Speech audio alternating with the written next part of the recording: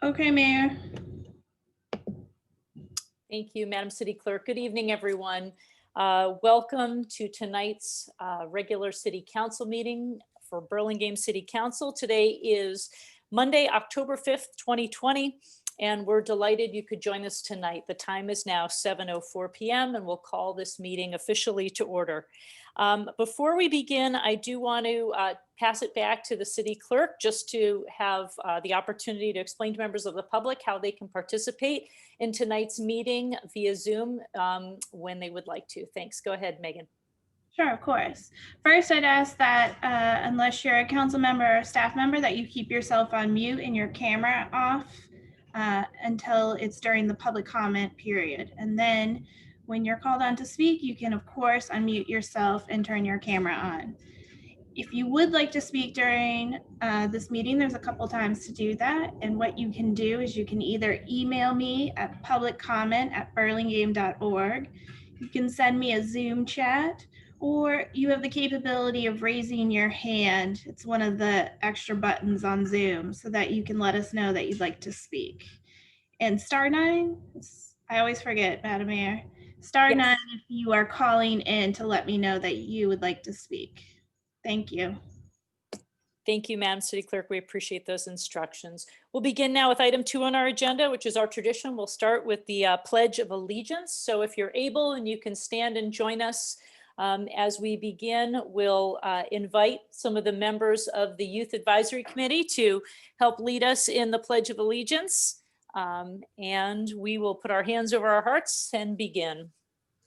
I pledge allegiance to the flag of the United States of America and to the republic for which it stands, one nation, under God, indivisible, with liberty and justice for all.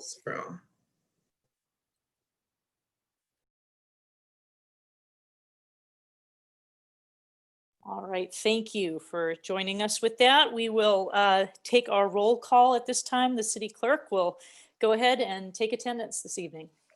Councilmember Colson? Here. Councilmember Brownrigg? Aye. Councilmember Ortiz? Here. Vice Mayor O'Brien? Here. Mayor Beach? Here.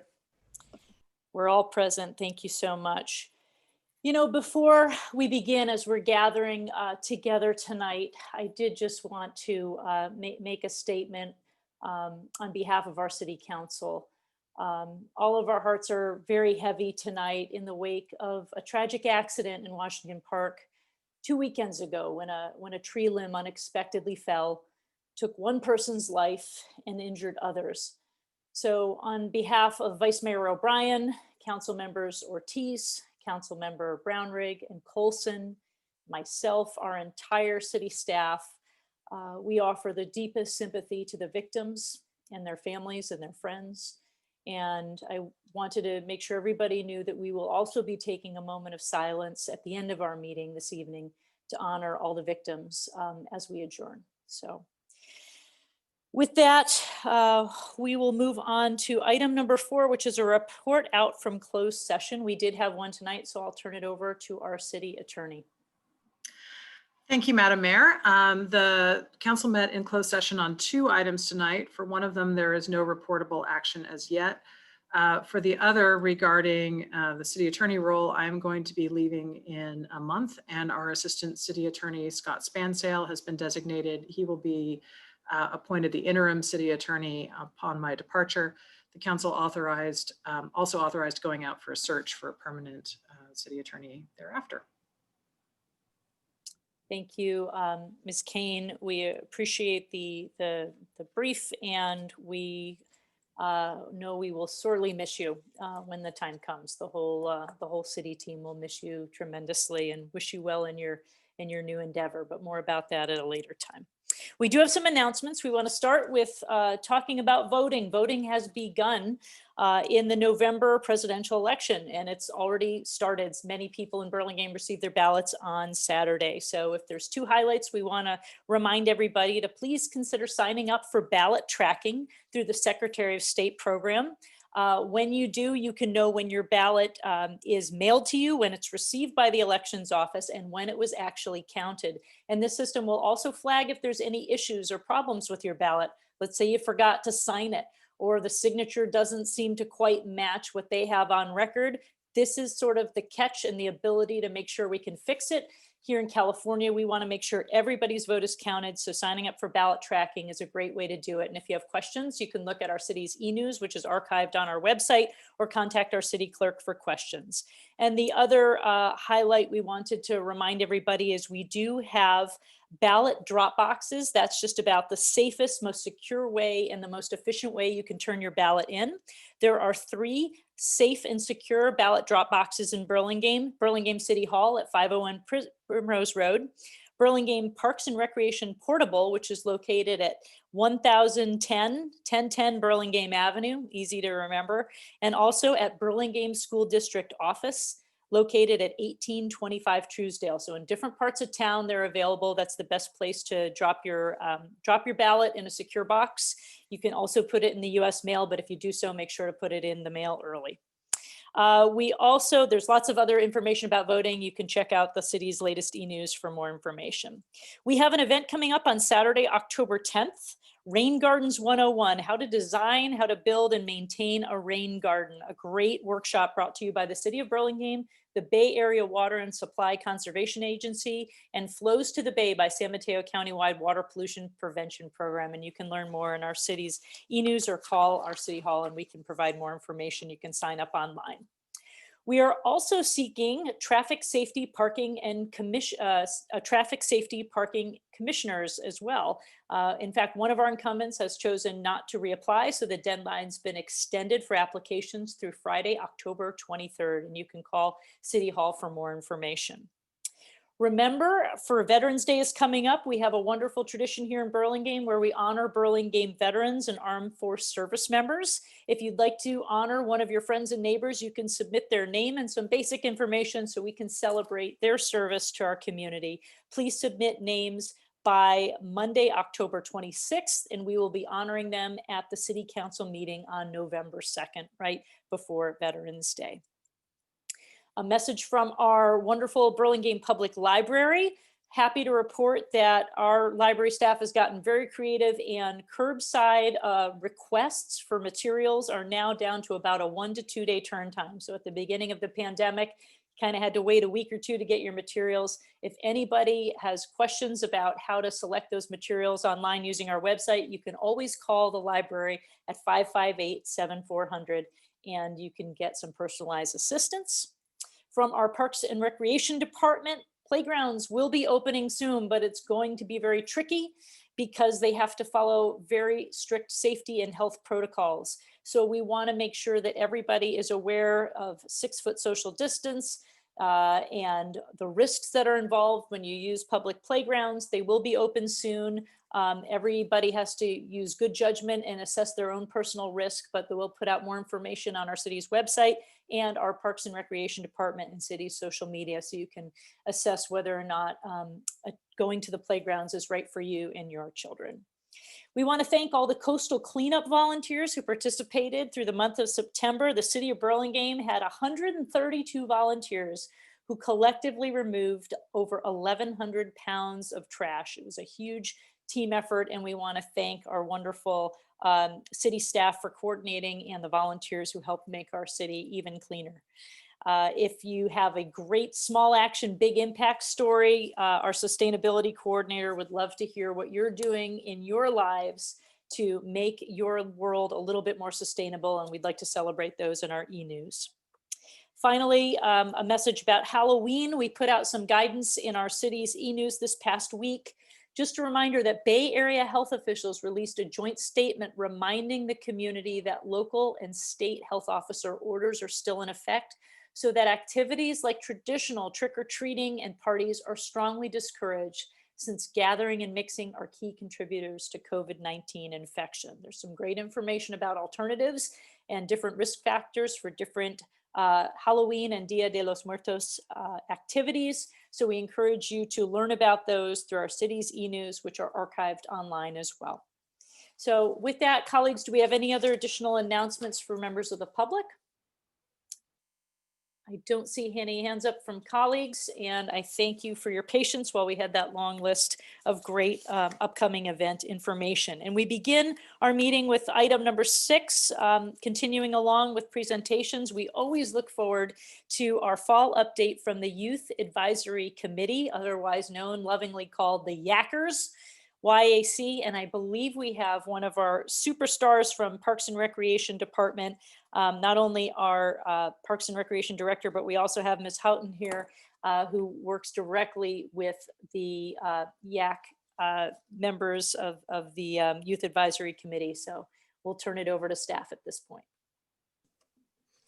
Thank you so much. Good evening, Madam Mayor Beach and City Council members. As always, it is a pleasure presenting to you all and sharing all that our Teen Youth Advisory Committee is up to. The new committee was formed this September, and it is comprised of 13 teens ranging from 7th to 12th grade who either go to school or live in Burlingame. This group has a lot of great ideas, great energy, and already are working on a project that I cannot wait for you to hear more about. So without further ado, I'm going to have the speakers introduce themselves, starting with Dylan. Hi all, my name is Dylan Aguinaldo. I am in 10th grade at Crystal Springs Upland School, and this is the beginning of my second term on YAC. Maddie. Good evening, board members. My name is Maddie Gillette. I am a junior at Burlingame High School, and this is the start of my first term on YAC. Karina. Good evening, City Council members. My name is Karina Hussein. I am a senior at Burlingame High School, and this is the end of my second term on YAC. Pierce. Good evening, council members. My name is Pierce Schumann, and I'm a freshman at BHS. I'm currently at the end of my first term on YAC. Tiana. Hi, my name is Tiana. I am a junior at Burlingame High School, and this is the end of my second term as well. Shireen. Hi, my name is Shireen. I'm a junior at Burlingame High School, and this is my second term on YAC. Zach. Hi, my name is Zachary Wong. I go to BIS. I'm in 7th grade, and this is my first year on YAC. Pamela. Hi, my name is Pamela Sean. I'm a senior at Mercy High School, Burlingame, and it's my first year at YAC. Taylor.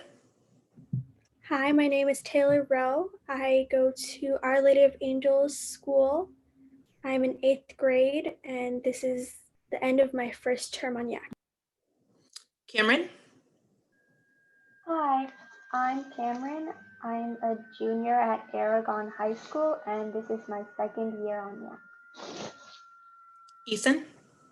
Hi everyone, my name is Ethan. I am a sophomore at Burlingame High School, and this is the end of my second term on YAC. Kylie. Good evening, my name is Kylie Holzman. I am a junior at Burlingame High School, and this is my first year on YAC. And Sylvie. Hi, my name's Sylvie. I'm a freshman at BHS, and this is the end of my first term on YAC. And so with that, if we were able to pull up the slideshow or the presentation. Thank you so much. And if you are able to move to the next slide. And here's from our first meeting, a little screenshot from our Zoom meeting. If you could move to the next slide, please.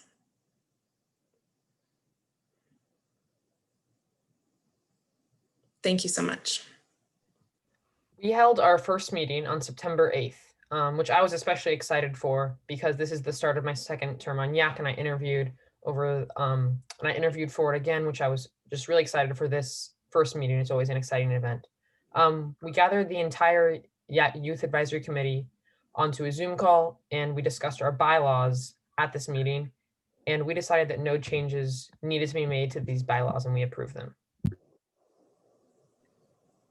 Also, during our first meeting, we discussed possible year-long initiatives for YAC, possibly our last year's green initiative, which was cut short, mental health, or focusing on intolerance and prejudice.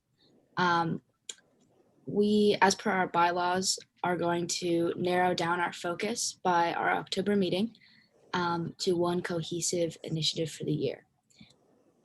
We are also working to include YAB, which is an acronym for the Youth Advisory Board, in more of our activities. The Youth Advisory Board is a subcommittee that we created last year in order to include kids that are really interested in helping out our community, but were not chosen to participate in YAC. Our integration of these two groups is going to begin with a mixer over Zoom this month on the 14th. Thank you. Next slide. All right, so now we are going to talk about our events we have and are going to participate in this September through December. Next slide. All right, so during these times, we have had new opportunities to connect with and work with different groups. And we are extremely grateful to have the opportunity to work with Facebook in a series of 3 workshops. Wow. Our first workshop You did? Wow. Our first workshop actually occurred a few weeks ago. Wow. And was about general information as to how to utilize both Facebook and Instagram to promote our programs as a group and our individual ideas in the most effective way possible. This is something new to us that we are really excited to try as a group. And it is especially important to remain connected and spread our messages in the best way possible during this time. And I am super excited because our second session is actually tomorrow. Thank you. Next slide. This month, YAC is hosting a Halloween event in place of elementary school events during Halloween time. It's called Eggtober, and it's a program where families and people in our community can register and pay for goodie bags to be delivered by YAC to them. The goodie bags will have eggs with candy filled in them with peanut allergy options available, spooky craft ideas, and stickers. It's also a fundraiser, and as of 11 a.m. this morning, we have raised $1,335 in total revenue, which is 88 groups registered. Thank you. Oh, and that was supposed to be hidden. Sorry. I don't know why that one's showing. The going the other way. And then keep going. Sorry about that. So now to the other ideas that we have. First, we are developing ways for the senior and teen community to connect. These are populations that we have struggled to reach even prior to COVID.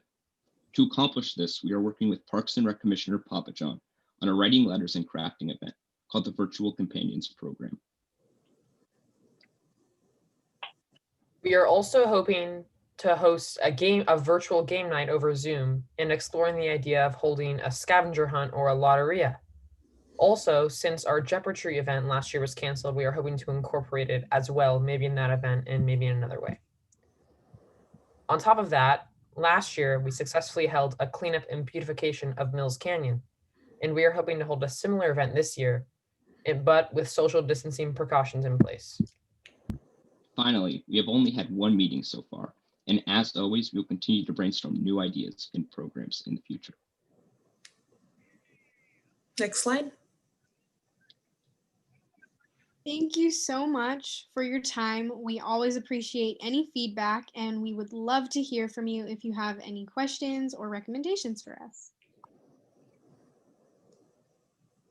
Thank you for the wonderful presentation, Team YAC. As always, super professional, motivational, and inspiring to see all the great work you young folks are doing in the community. I'm going to open it up and see if colleagues have any questions for you or comments on the great presentation we just received. Got to bring up here. See if we have hands raised. I do see Councilmember Coulson raised her hand. Go ahead. So I really want to just, I think this is so fun. I loved the Eggtober festival that you guys were working on. I thought that was so much fun. What I'm kind of curious, do you think that you could do another, was the Mills Canyon cleanup successful? Did you guys feel like that really made an impact and a difference? And would you go back to Mills Canyon, or would you pick a different part of the city the next time? Who'd like to tackle that question? We recently heard that from a resident that the Rollins Road area has not been too tidy. So that's why one of the reasons I'm asking. I can handle that question. So last year at the Mills Canyon cleanup, we cut ivy from the trees, invasive ivy, and we also shoveled a ton of yards of drainage. I don't know the exact number, to clear the drainage, like water drains. And I would say that it was definitely successful. Even though you may not notice the differences right now, it's definitely saving trees and helping just the general flow through that area. And we might look into other places, I'm not sure, but there's still plenty more work to be done in Mills Canyon, even if we don't explore another place. And I would say this group is always looking to find new ways to give back to the community. So I think that's one that if there is a need, absolutely, they want to do whatever they can to improve Burlingame. Thank you, Councilmember Colson, for the great questions and the great answers. I see Vice Mayor O'Brien has her hand up. Go ahead. Mayor Beach. I would like to welcome you all. It was nice to hear all the introductions. And I know some of you I have met before, and then we have some newcomers, so welcome.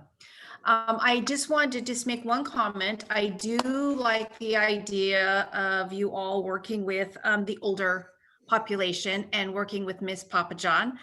She is actually working with the county also with our older adults. We kind of all know due to COVID-19, they are at a much higher risk. So they have become very isolated in their homes. So this is just such a great opportunity for intergenerational collaboration with our older adults. And I know they will greatly appreciate you touching base with them all. So thank you very much. Thank you. Thank you, Vice Mayor O'Brien. Councilmember Brownrigg, go ahead. Thanks. I want to join my colleagues in thanking you guys for your service to our city. I think it's cool. I mean, it's always a broad representation, but I was particularly struck by the breadth of schools on YAC, which I think is fantastic. I'm super interested in what project you choose. So I hope one way or another, you guys can let us know what you seize on. And then I guess more by way of an open invitation, which is, I think you can see that everybody in the country, grown-ups, kids are, making things up as we go with COVID. And nobody's been through this before. So we're all trying our best on city council to come up with policies in the city that work, that make sense, that help, but it's all new. And so, especially when you mention mental health, Nicole, I know we all do, but I worry about that a lot. I've got 4 kids of my own in the same age range. And so, let us know, Yackers, if there's things you think we can be doing, if there's ideas we can be trying, if there's programs or whatever. I mean, we are all looking for creative ideas. And again, nobody's been through this before. So really appreciate what you're doing. And I think consider our door open to you. If you over the next 12 months, especially. Thanks. Thank you so much. Thank you, Councilmember Brownrigg. Councilmember Ortiz, go ahead.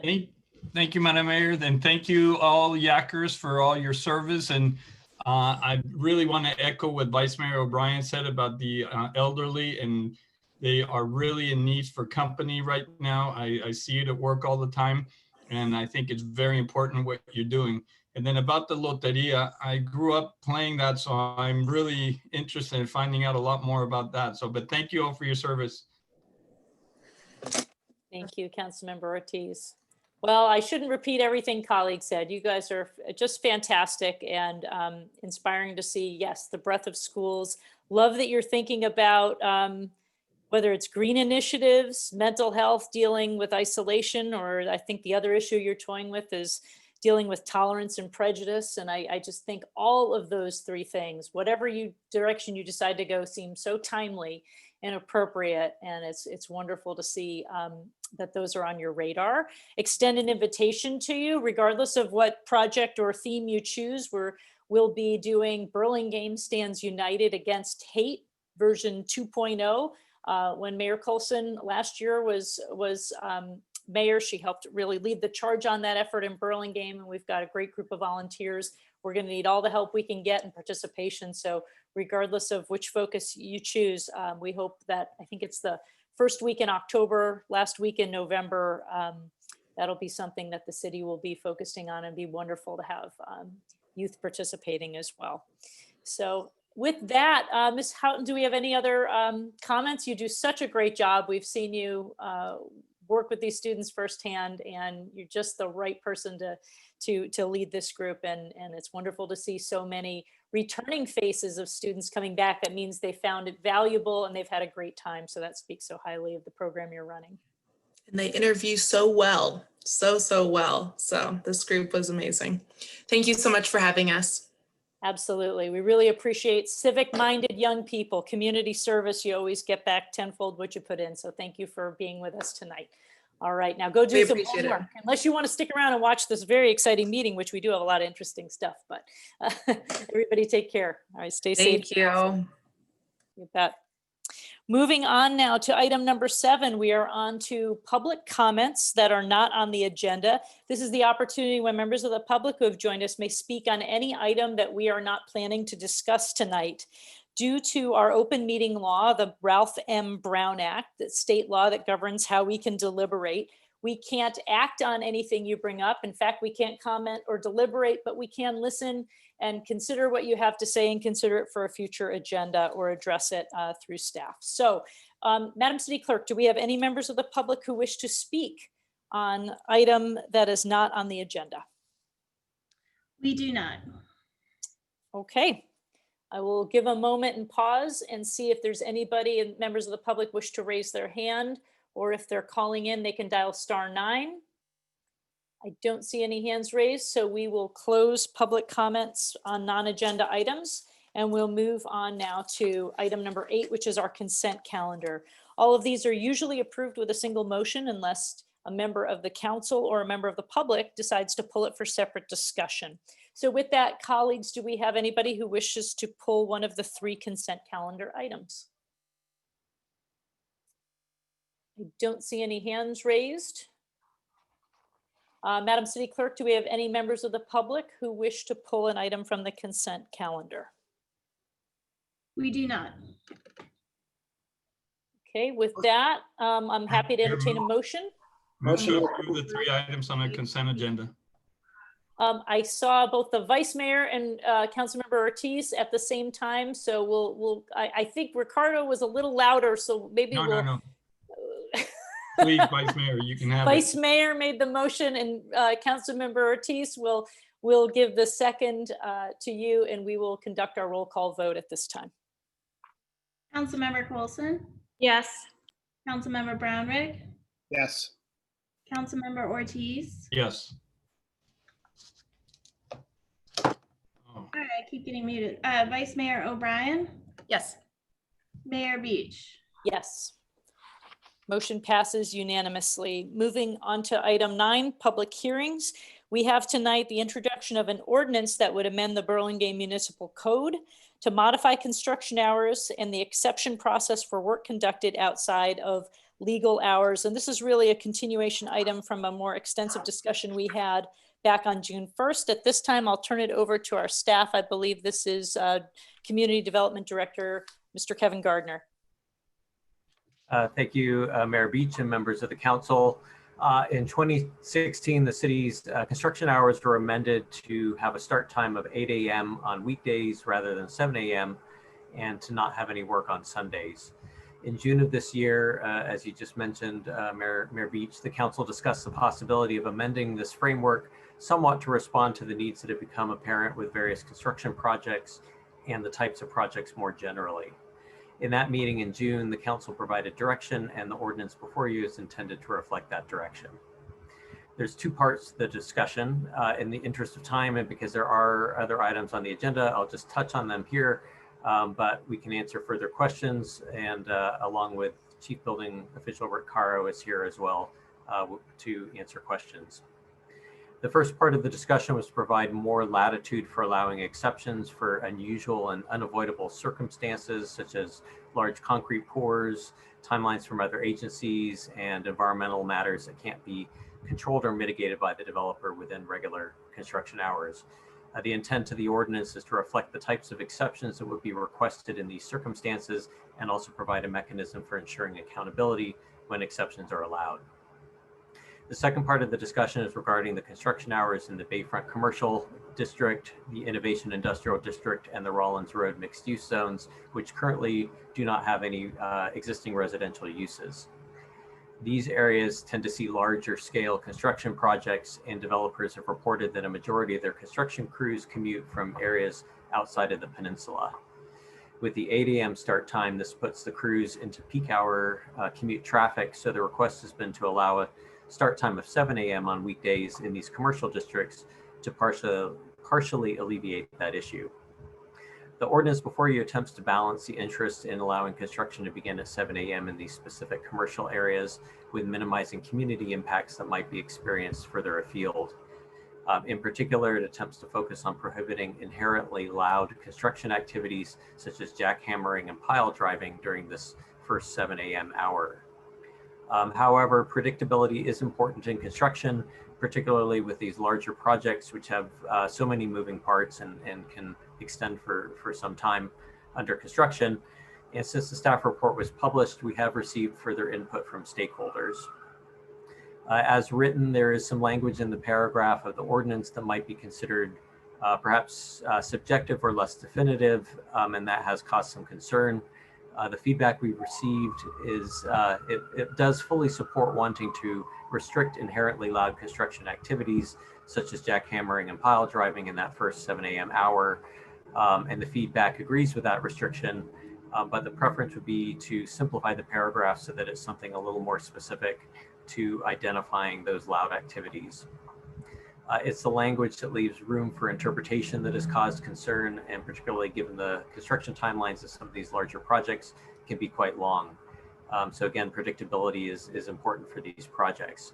Of course, the ordinance should reflect the sentiments of the community, but we did want to raise this item of concern as it had been brought to our attention since the staff report was published. As mentioned, Chief Building Official Rick Caro is in attendance, as well as Assistant City Attorney Spansale and City Attorney Kane, who coordinated with us on this ordinance, and we're all available for questions and to discuss this further if needed. Thank you, Director Gardner. We appreciate that. This is the moment as we are considering an ordinance where we've received the staff report and we can ask questions of staff before we move forward. I do see the Vice Mayor has her hand up, so go ahead. Thank you, Mayor Beach. So does this affect the construction hours in residential at this time, or is it just focused on the commercial? So that's where it gets a little confusing. There's the two parts to it. The change to 7 a.m. would only be in the commercial areas. However, there is the waiver process for, or I guess I'd call it an exceptions process for exceptional construction activities that might occur in a residential zone. Those are pretty limited. It's things like the concrete pours, kind of 1 or 2 times a construction site kind of activities. Certainly the building official, if he wants to expand on this, but the exceptions that would occur in residential zones would be of a much more limited scope, and otherwise the construction hours would stay the same in those areas. So when you say a limited scope, is this it just says here, concrete pours where interruptions would lead to issues with site and or building integrity, Caltrans timelines, environmental timelines. So is it all within that section? Because I find this memo quite ambiguous in what we're asking. And for, developers who are, building, I think they would prefer this to be a little more straightforward. And maybe at some point, I know we have Elaine Breeze on Zoom here that she might want to make some comments. So who's determining what can and cannot be allowed at this 7 o'clock hour? Because it doesn't say a whole lot in the memo. So the 7 o'clock hour is that would just be for the commercial zones. So the Bayfront Commercial, Innovation Industrial, and Rollins Road Mixed Use. And I think that's been the concern that was raised by the stakeholder was, I think there's agreement that inherently loud activities should not be allowed, such as pile driving and jackhammering. I think people would not argue with that. I think the where we're receiving the feedback is that perhaps it should just say that and end of sentence, just kind of lay out what are the inherently loud activities, and not, we could revisit the language that has that more subjectivity applied. I think if partly as we put this together, we thought, what are those inherently loud activities? And we came up with 2. That may be it. And otherwise, within these commercial zones, and again, I want to emphasize that these are not in the residential zones where we're looking at the 7 a.m. It's just the commercial zones. Other activities would not be considered inherently loud, so it's really just the pile driving and jackhammering. Okay, as long as I think if we put that in writing and we're more specific on what is not allowed, I think that would be much easier for people to understand. Director Gardner, if I could speak on this real quick. We could definitely do that. When you list those specific activities, though, we want to make sure that we do a very good job of listing every activity that we don't want happening during that hour. Right now, the way it's written, we have a little more benefit of the building official being able to look at the situation and deem what is excessive construction noise for that project at that time, balancing the needs of the community. If we list just pile driving, jackhammering, and any other activity that we feel is excessive for the neighborhood, that's great and it's much easier to administer, but we do lose some of that discretion, as the area, which Director Gardner has said, will become more residential over time as these new projects go in. It may be that we don't want all those there, but of course you could always bring this back and we could further restrict activities that we notice make too much noise in those neighborhoods in the future. But just wanted to make sure I put out the pros and cons of that. I appreciate your feedback on that. It still raises a concern for me for a CBO to have the discretion, because then if that's to be the point here, then consistency is going to be essential. And so, you could have someone filling in and look at things a little differently, and then have, developers saying, well, you allowed it for this person and not that person. So I get a little weary with that. And then the other thing that you mentioned, and we will see over time that you might see some housing, in these districts, although I think people who move into these districts should expect some of that noise, because that is partly, that's what happens when you live in an industrial/commercial area, is to expect that type of noise. So that should be also reiterated too, because I don't believe in, changing that completely just because they decide to move into that type of environment.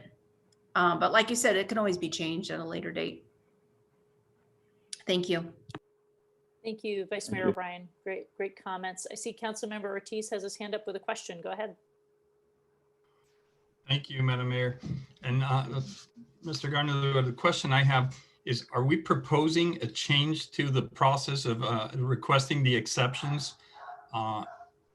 The way they are processed right now is the developer just calls and asks the building department for an exception, whether it's in a commercial or a residential area?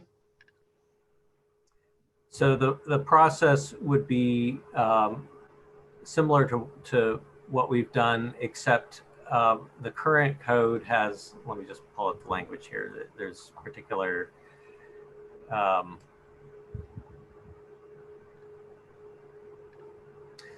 the current language in the municipal code allows exceptions only in the case of urgent necessity in the interest of public health and safety. And where I think we've seen some requests for waivers, such as a construction pour, is a construction pour in the interest of urgent public health and safety? Maybe, maybe not. So I think what we wanted to do with the exception process was expand the definition a little more broadly so that it could better reflect the types of requests that the chief building official receives, which are probably more related to construction timing and, kind of lining up the various activities in succession, and may or may not really be considered a urgent public safety matter. So it's really just providing a little more leeway for requesting an exception. It still needs to be justified and reviewed by the chief building official, but it would probably allow it to better match the kinds of requests that we're receiving. So it's more for exceptional construction hardship or something of that sort, but that applies both to residential and the commercial areas? It would in that provision of the code, yes. Okay, thank you. Thanks, Councilmember Ortiz. Do we have other questions from colleagues at this time? All right. Given no other questions, I guess I'm going to turn a question before we go ahead and read the title of the proposed ordinance. I want to throw this back on staff. If there's any language clarification changes we wish to consider, do we deliberate that a little bit further in the public hearing, or do we need to have this conversation up front? You can deliberate further in the public hearing, Okay. just as you see fit. All right, thanks. So I'll request right now that the city clerk read the title of the proposed ordinance. City of Burlingame ordinance number to be determined, amending section 18.07.110 of the Burlingame Municipal Code. Waive further reading. Thank you, Madam Vice Mayor. Do we have a second? Through the mayor, actually, I think we need a motion to waive further reading and introduce in order to have the public hearing. So waive further reading and introduce the ordinance. Second. Okay, so thank you. We have a motion by Vice Mayor O'Brien and a second. I wasn't sure who did the second. I think it might have been Councilmember Ortiz. Yes. And so we need to take a roll call vote. Councilmember Coulson? Yes. Councilmember Brownrigg? Yes. Councilmember Ortiz? Yes. Vice Mayor O'Brien? Yes. Mayor Beach? Yes. Passes unanimously. We'll move on to officially opening a public hearing. So we will begin and conduct a public hearing. Madam City Clerk, do we have any members of the public who wish to speak on this item? I do not have any emails, and it don't have anyone calling in, and it doesn't look like anyone has their hand raised. I think Ms. Breeze has her literal hand raised though on screen. I can see it. Thank you. So I was going to double check that, but thank you, Madam City Attorney, for catching the physical wave first. And so let's go ahead and give Ms. Breeze 3 minutes. Thank you. Good evening, Mayor Beach and City Council members. I apologize. I get confused which rules are in effect, but I appreciate a few minutes.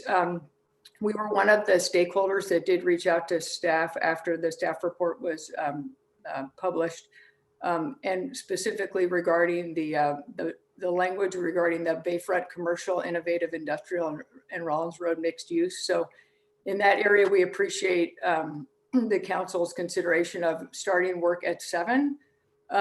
We do find it would be much clearer to have sort of the reverse language where you are permitted to work at 7 with exclusions. So, you know, the jackhammering, the pile driving, and to the Assistant City Attorney's comment, if there's a third item that we haven't thought of, but it's just much clearer for us as an applicant to have that certainty of what we can do when, and then certainly what we can't do. So we would request if there was a way to have that sort of flipped to be a permitted use or permitted time. And then just if there are certain things that aren't supposed to happen, we find it would be less discretionary and subjective through the process. And it's a very, it's a big area. You're talking about 3 different areas that, code enforcement and that it just, for us, it would be more conventional as somebody that had to follow it. I do want to speak to the comment about, and as you're all familiar with, we do have an approved project on Adrian Court, and it would be the first residential project in the Rollins Road mixed use area. There is a disclosure requirement in our leases that will say you are moving into an industrial area, you're moving next to the airport, there's noise, there's smells. So that has actually been covered through the zoning and the general plan process that the city undertook a while back. So this would just be one other thing that there could be in the middle of construction. So those are our thoughts, and we would appreciate your consideration. Thank you, Ms. Breeze. We're very glad you joined us tonight and submitted those comments prior to the meeting as well. I want to give any other members of the public who may be joining us a moment. If you would like to participate, you can click on the bottom participant window, and there's a raise your hand feature there. If you are dialing in, you can dial *9, and that'll indicate to us that you would like to raise your hand, or you can email the city clerk at publiccomment@burlingame.org. So we'll just pause for a moment here. I don't see any other hands raised. And with that, I will close the public hearing at this time. So now that we've closed the public hearing, we will discuss the ordinance and determine whether or not to bring it back for a second reading and adoption. And I'd like to open up to comments. Particularly, I think one of the things we obviously need to tackle first is whether or not to amend some of the detailed language. Colleagues who would like to begin?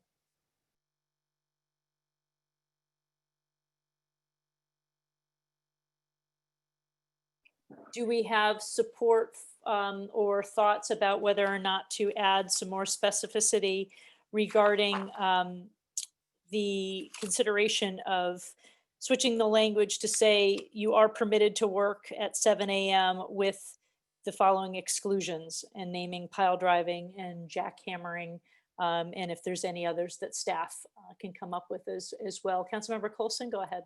Thank you. So my inclination is always to go with more specificity, and I appreciate the suggestion that Ms. Breeze brought up around that it's a more conventional approach to flip it around the other way. My concern for a builder is these projects can take, as we all know, 2, 4, 5 years. And if there's a change in the staff, or there's any sort of, the discretion has a tendency to potentially be not consistent from project to project, or even year to year and time to time. And I just worry about that. I think people who are building in our city would prefer a more of a definitive outline of what is permitted and what is not. So my inclination would be to make those clarifications in whatever way is appropriate. Thank you, Councilmember Coulson. Any other comments on that matter from colleagues? Let me raise my hand. Councilmember Ortiz? Right, thank you. I'm thinking about this, and I see 2 sides of the equation. One, if we get very prescriptive in this and list everything, then we're making it a little more difficult for staff to use a little discretion. So I don't remember hearing a lot of complaints, except for the pile driving at the Burlingame Point, as far as construction noise for the last many years. I do remember there was one that we had a lot of complaints about, but I think that was a one-off. So I'm not sure that I want to get too specific about what are the items. I think we need to leave a little discretion to staff to make those determinations. And again, I don't think that this is a real problem right now. And so we're just trying to amend the hours. I don't think we need to really fix something that doesn't need fixing. Thank you, Councilmember Ortiz. I see Councilmember Brownrigg has his hand up. Go ahead. Thank you. I think I agree with Councilman Ortiz. You know, I was comfortable with the compromises that we discussed last time. I am comfortable with making these changes and then being prepared to make future changes if they seem to get abused. I certainly don't want to stand in the way of common sense improvements, but I'm also comfortable with the ordinances drafted. Thank you, Councilmember Brownrigg. Vice Mayor O'Brien, go ahead. Yes, so I'm going to be consistent in what I said earlier. I think if we can just add, the pile driving, the jackhammering, if there's anything else that maybe our CBO or any of our staff think should be added that is relatively loud, that should be incorporated in there. Because what's going to happen over time as we see more building in these areas, you may hear more complaints, first of all. And then second of all, as Elaine Breeze and the public mentioned, for developers to understand rules and regulations, the more you tell them, the better off you are. So then there isn't too many disputes later on down the road. So if there are, a few of those relatively loud noise types of construction, I think that needs to be integrated into this ordinance now. And there's still discretion because there may be some things that come up later on. And then at that point, then the CBO looks at it. But I do think there's probably a few major things that we can incorporate in there. Thank you, Vice Mayor O'Brien. Councilmember Coulson, go ahead. Okay, so I can live with it. I do like the specificity that the Vice Mayor just set out, but I also want to make sure that we're comfortable and staff is comfortable then that if something goes wrong, who's going to hear about it is the council. And that's always what happens. They're going to come to us and they're going to say, this isn't working, this isn't whatever. And we're going to be the conduit in which probably it will come back to you. And so long as everybody's comfortable with that and understanding that's likely what the occurrence would be, I'm fine.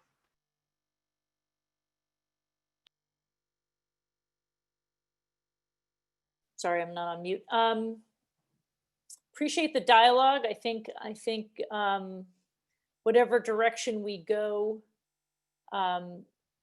isn't necessarily a terrible one. There's both reasonable arguments on both sides. So I want to make sure I understand, Councilmember Coulson. So where you're coming from, I think where I lean is towards a little bit more specificity, but I'm hearing that and I could go either way as well, but I lean towards more specificity, and I think I'd like to understand where you're coming from now. Are you leaning more towards staff discretion? No, I think that there's sort of a compromise position on the table here, which is that calling out the specifics. I think the Vice Mayor laid out the pile driving and the other jackhammering and some of those other loud activities that occur. And I would just like to I'm sorry, when you read through this, it's a little bit confusing to understand how it all lays out, but for me, the more specificity, the better. And so long as we have something there. Alternatively, if we want to adopt it just as it is, I think so long as everybody understands that if it's not working for the community, they will let us know, and we have to just be open to taking a look at it again in a year or a year and a half as these projects start to get built. I think the important thing here is the incremental change away from the from the 8 a.m. down to the 7 a.m., which allows people to commute in from work and is more conventional, and it keeps Burlingame competitive as a place that builders would like to operate. So to me, that's the main crux of it. And then if there's a way, if maybe Director Gardner or anybody has a suggestion on how to, a little more specificity, I'd be okay with that. Okay, so I think, I mean, I concur, Councilmember Coulson, with you. I think this is, and we talked a lot about this in June, it makes sense to extend the construction hours. It's just sort of a reasonable standard in an industrial zone. And if we pull out and say, thou shalt not do pile driving and jackhammering or any other specific super loud noise, that specificity, it sounds like there's at least 3 of us who are inclined towards enumerating some of that specificity. So my question to staff would be, do we need to, at this point, consider adding some languages and then start the entire process over next time around? Can you give us some guidance? And I see Councilmember Ortiz has his hand up, so perhaps before we answer that question, go ahead, Councilmember Madam Ortiz. Mayor, we could ask our assistant city attorney, because he had some point about listing every single activity that might be, and that's where I came up saying that I disagreed that there should be language in there to allow the CBO to make certain decisions. I'm all in favor of listing pile driving and jackhammering. I'm not certain that I want to list every single other loud activity. That's so somehow if the language could say jackhammering, pile driving, and any other excessively loud activity that the CBO might deem too loud for that neighborhood. And Councilmember Ortiz, that's what we have right now in maybe a less eloquent way. But we could certainly put it in there and find some comparative language to say pile driving, jackhammering, and any other activity that, you know, creates the same decibel of noise as those 2 activities, or something along those lines. And also, as you are discussing, please let us know if you do see any other issues with the other portions of the ordinance. I know we've talked a lot about the Bayfront and the Rollins Road, but we haven't talked much about the fully enclosed buildings and about whether everyone's okay with expanding the circumstances in which exceptions are given. So it looks like we may be coalescing about bringing it back to reintroduce with some more specific language, but we want to make sure that we know that the council is in agreement on the rest of the changes. So please let me know if you have any more questions, but thank you. Thank you, Mr. Spansdale. I think there might be a little bit, I want to hash out the issue that Councilmember Ortiz brought up, because I thought it was a good one. In my mind, when I was talking about specificity, at least from my perspective, I was thinking in terms of enumerating the absolute things that thou shalt not do, which is pile driving and jackhammering.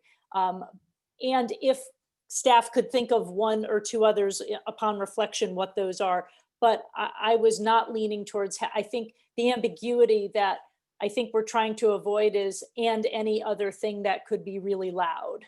I think that's the nub of the matter, that ambiguity of, and anything else that could be really loud is what the public comment sort of came up tonight. So I would be in favor of listing those things that are, at least from my perspective, that are absolutely shouldn't be done during those times, so that it's very specific. But we may have different views on that, because I think Councilmember Ortiz had a different view. So I'm curious where Councilmember Coulson and the Vice Mayor come down to make sure we're all on the same page. I think it depends on what is added. I mean, I was not looking at a long list. I was looking at, you know, there may be, you know, 3 to 5 things that are on that upper scale noise. And we know we're in agreement with the pile driving and the jackhammering. I just don't want to, you know, forget something that is excessively noisy and not put it in there. So, and that's why I kind of refer back to our staff, whether it's our CBO or Kevin Gardner. If there are a couple things to add to that list that you feel is excessive noise, then I would agree with that. But I am not expecting a long, detailed list. Thank you, Vice Mayor. That expresses my perspective as well. Councilmember Coulson, does that summarize your perspective?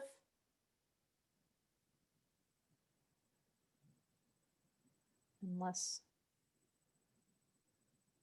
I don't know if Councilmember Colson, if I frozen up or if. No, it was Okay. my internet just came on and said it was unstable, so I'm sorry. All right, so I think that more specificity is better. I'm okay to live with it as it is. I think it's good we've called out the two. But I just what I wanted, if we amend this at the broad level, I just want to make sure that in the event that it's not working out for people, and we have an amazing CBO right now, who knows if Rick will be with us, forever and ever. So I don't want this to be, I want this to be not predicated on people and their sort of whims and, whether they like it or don't. I'd rather be specific. I think we're good enough for now. It's moving in the right direction, but so long as we're just open that if there seems to be problems or inconsistencies in what people are being granted, that we'd be willing to reopen it up and look at it again. Thank you. Oh, sorry, go ahead. And then I also, no, I thank you. Sorry, Madam Mayor, I didn't mean to interrupt, but I also, just with regard to the other comments that Assistant Attorney Spansdale mentioned, I am actually okay with the interior construction. I think that's fine. And the other thing I am kind of curious about is we have the Bayfront, we have the Innovative Industrial and the Rollins Road. We just spent a lot of time talking about a big project in the center of downtown. And I'm curious how everyone feels about that project. And it'll be interesting. It is downtown. There is not, the residential is further away, and it is, a mixed use area, and is having an 8 a.m. start time going to be a problem for that big project. That's the only other one I'm worried about. Let's have, I see Mr. Caro has his hand up, but let's go to Director Gardner to answer that question first about your question about downtown. And then after Mr. Gardner, we'll go ahead and give Mr. Caro an opportunity to weigh in on some of the items we've discussed. Certainly it's the prerogative of the council. At one point, not too long ago, the construction hours were 7 a.m. citywide. I think the consensus at the time was in areas where there are neighbors in proximity that was a little early. So that would be a challenge with the project in the heart of downtown, although the number of residents immediately in that block is relatively few. Within a block there are more people, so it is a little different discussion than what we're having in Rollins Road or Bayfront or Innovation Industrial, where the closest residents are a quarter mile, half a mile away. Again, it's the construction hours are meant to reflect the sentiments of the community. So it's kind of going back to the point of if we make a change now and then find that change isn't working quite right, for example, the 7 a.m. start in these commercial zones, then this is something that can be revisited as we go along. Thank you, Mr. Gardner. I'd be inclined to kind of leave the discussion where we left it in June and just stick with these particular, my opinion, leave the zones that we discussed in June as well. I see, Mr. Caro, do you want to weigh in on the specificity? And I think we've litigated this a lot tonight, but happy to get your expert opinion on this. So thank you. Yes, Madam Mayor and council members. I think what we could add to that, when we mentioned the pile driving and jackhammer, jackhammer requires a compressor, which makes a lot of noise in addition to running a jackhammer. And I would say anything that would require a compressor to operate would probably be the next thing that I would put in order in addition to the words jackhammering and pile driving. And I think that would cover most of the loud issues. I wouldn't want to mention skill saws and sawzalls and regular power tools that people would plug in and use. I wouldn't put that in the same category. You might as well stay home and not show up to work. So I think that's what I would do, would be to add anything that would require a compressor. Thank you, Mr. Caro. I know just about nothing about construction other than having had some construction on my home in the last few years, but it seems to me, couldn't there be internal activities that that happens in construction that are used compressors that wouldn't necessarily be super loud. I'm worried about having too broad of a brush. You would know far more than me, but I'm thinking like a nail gun or something, or No, no? no, Okay. no, this is specifically to heavy equipment, you know, where you would use tools that would break up concrete, or, you know, heavy lifting, like, you know, heavy equipment, for example. Anything that makes loud noise to that effect, but nothing for the smaller stuff. You know, like the compressors for the nail guns is you might be referring to. No, I wouldn't, and see, and this is where it kind of gets a little bit squirrely, because if they're running an old compressor out there for a nail gun and it's making a lot of noise because it's old and they really should probably have a newer one that's more quiet, I won't get into that debate, but I would simply, if we get a complaint about noise, we're going to go out there and address it.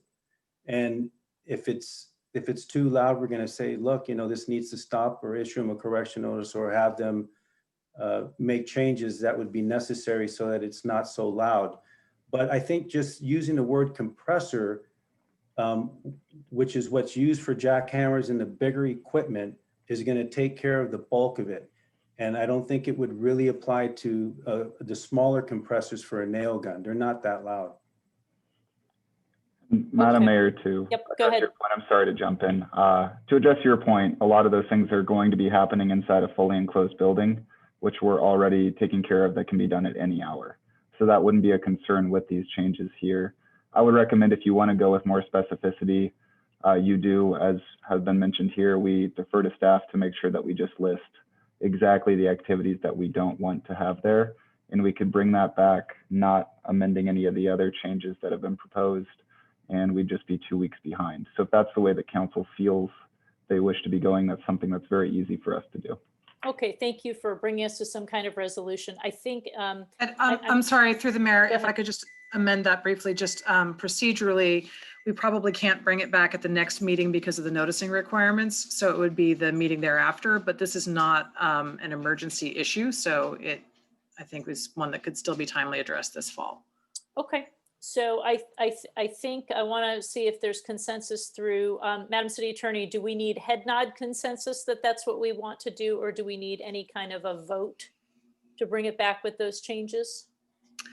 I think we can just get something more than a head nod, just so that it creates a recorded notation. But if we could get a verbal from a majority of you that that's what you want to have happen, Okay. then that's sufficient. And then before we go to that level, I want to make sure that's one issue. Are there any other issues that colleagues would like to discuss or deliberate on, so that when this comes back, we basically have, we know we've been thorough, and we hopefully can streamline the approval process. Any other issues with a hand raise? I don't see any. Len, let me just get a quick verbal. Vice Mayor, with those changes of specificity as we discussed, or thumbs up, are we okay? Yep, that's fine. And Councilmember Ortiz? Yes. Okay, and Councilmember Brownrigg?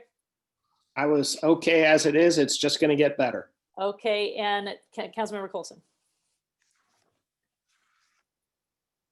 Sounds, I think we have enough consensus there. So, okay, staff, do we have anything else you need from us? No, thank you. We appreciate the feedback, and we will be back with the ordinance revised as directed. All right, great. Thank you very much. Then we will move on from that public hearing to item number 9B, where we will consider the introduction of an ordinance to remove an exemption for collective bargaining agreements from the minimum wage ordinance. And I believe, is this one belongs to our city attorney, Ms. Kane?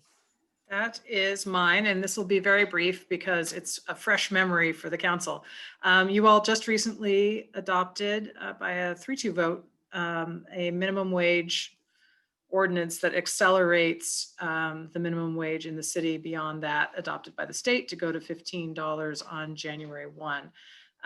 During part of that discussion, it was brought out that the model ordinances, plural, on which this is based, on which our ordinance was based, included an exemption for certain collective bargaining agreements, specifically those that acknowledged the existence of the minimum wage requirement and specifically waived it.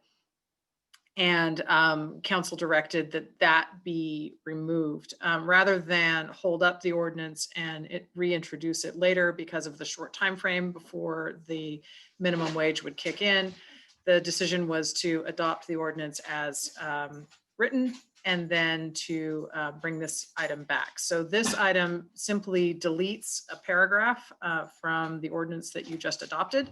And if it is passed, it will go into effect before January 1, which is when the minimum wage would kick in. And it would also go into effect, I believe, before it is codified in the Muni Code. So it would never show up in the online version of our code.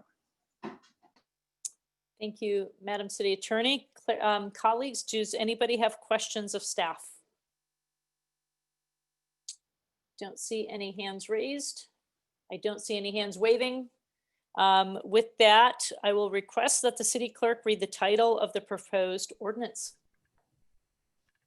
An ordinance of the City of Burlingame amending Chapter 6.10 of the Municipal Code to remove an exemption for collective bargaining agreements from the local minimum wage. Madam Mayor, motion to waive further reading and introduce the ordinance. Second. Thank you, Madam City Clerk. And we have a motion to waive further reading, introduce the ordinance from Councilmember Brownrigg and a second from Councilmember Ortiz. We'll take our vote. Councilmember Coulson, Yes. Councilmember Brownrigg, Yes. Councilmember Ortiz, Yes. Vice Mayor O'Brien, Yes. Mayor Beach. Yes. All right, with that, we'll open a public hearing and see if any members of the public wish to speak or comment on this item. Madam City Clerk, did we have anybody write in on this? No, we don't have any. Public comments, okay. I don't see any hands raised and I don't see any folks dialing in, but if you have, you may dial *9. At this time, no members of the public. I will close the public hearing. And at this time, we can discuss whether or not to bring this ordinance back for a second reading and adoption.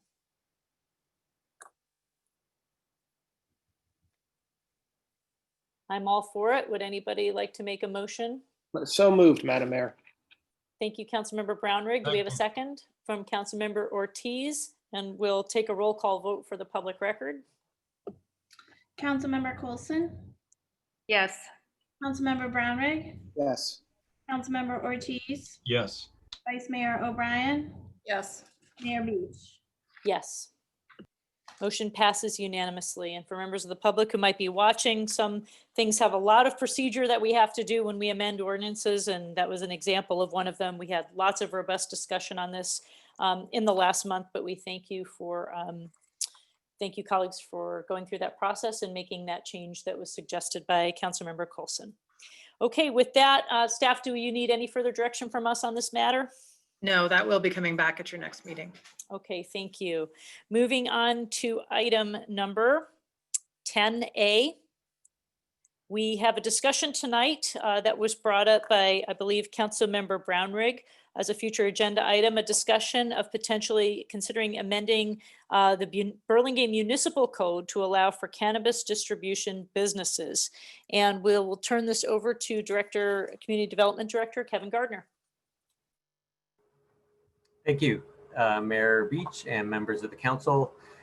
In 2018, the City Council adopted an ordinance regulating cannabis.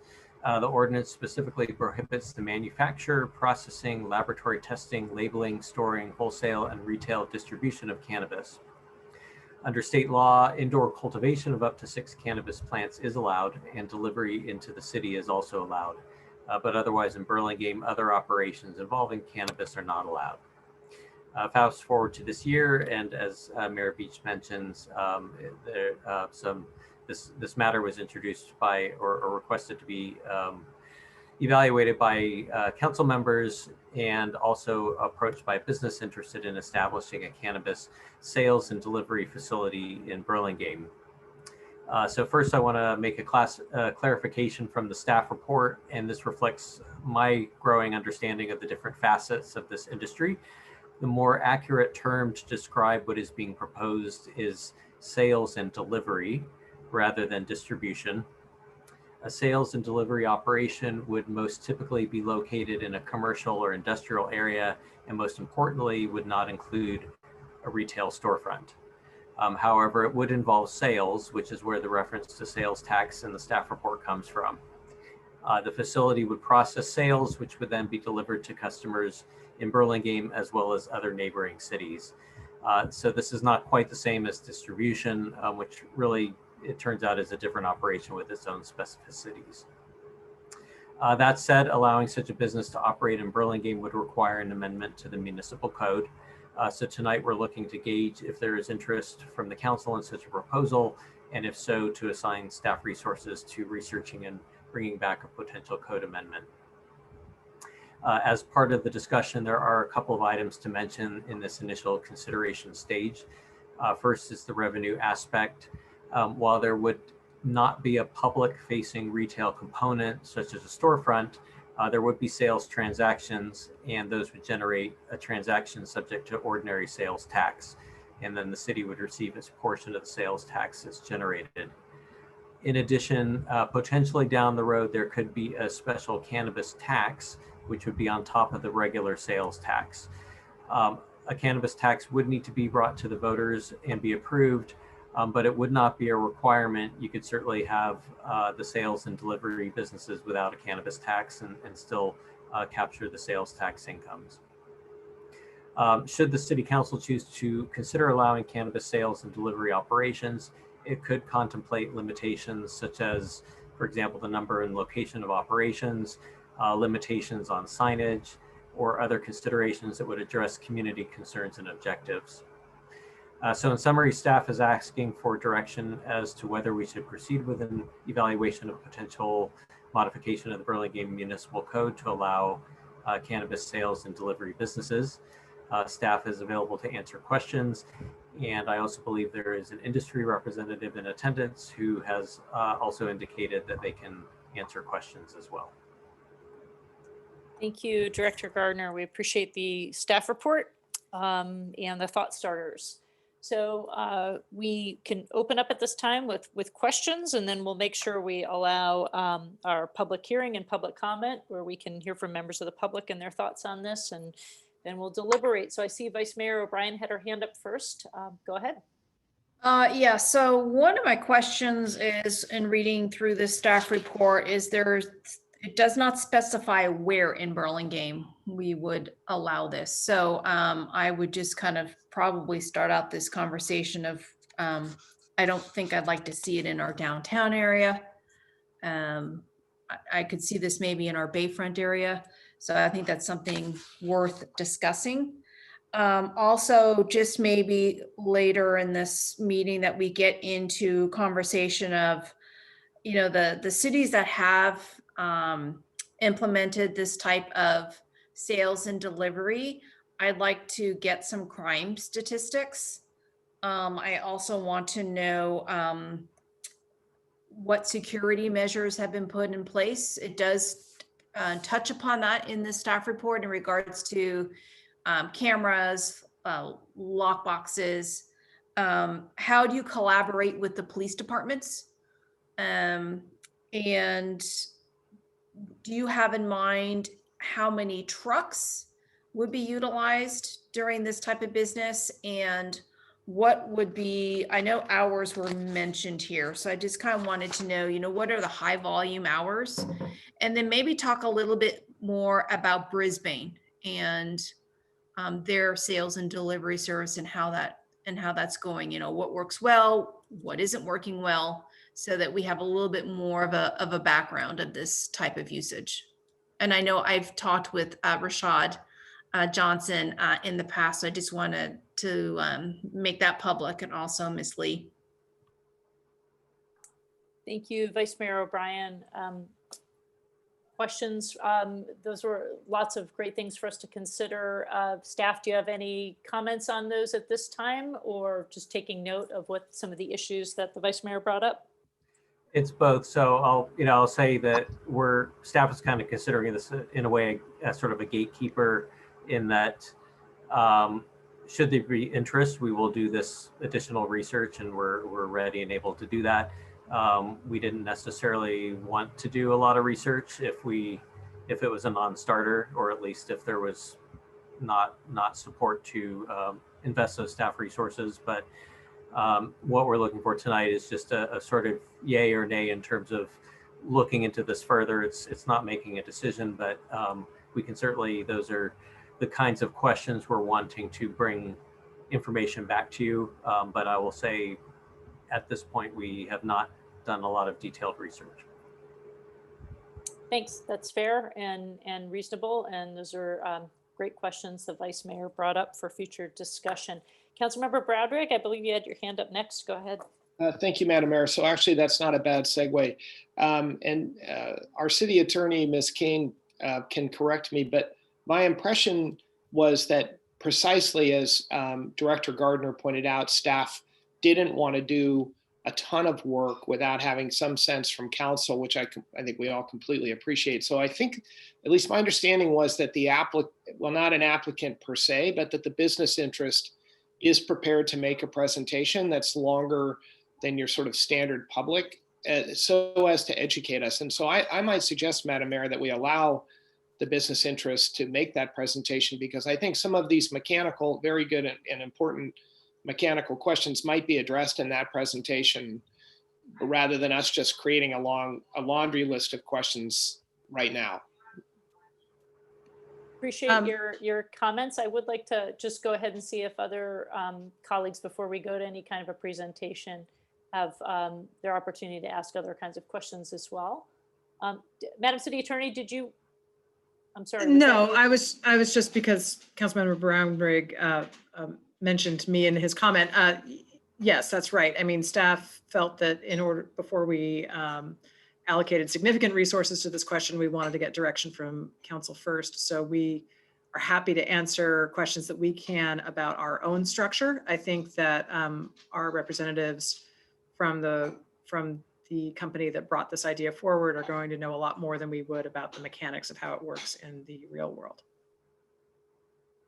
Yep. So, and colleagues are welcome to ask any questions they want right now, but I think, yes, it would be great and productive if there's specific questions about that city staff, that pertain to city staff at this point, before we have a little presentation. Councilmember Colson, do you want to hold off on your question then? 100%.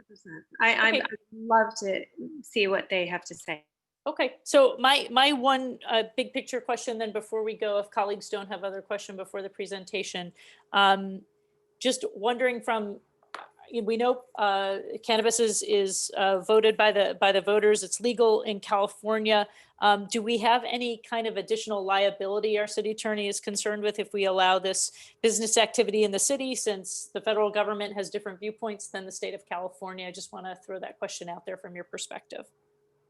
My view is that we don't have any liability in the sense of direct legal risk from allowing this, because we're not partnering with the use, we're permitting it, which is a different thing. And it's the same reason that we don't have liability for other things that we allow in the city that are legal under state law. Having said that,